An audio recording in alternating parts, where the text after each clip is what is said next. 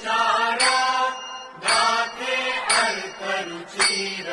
वीणा सत्संगे सुंदर श्रद्धा चूलीवर विद्या करिमंची अद्वय भक्ती दे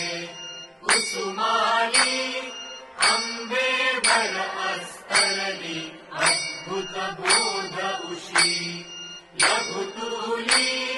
विवेक विरक्त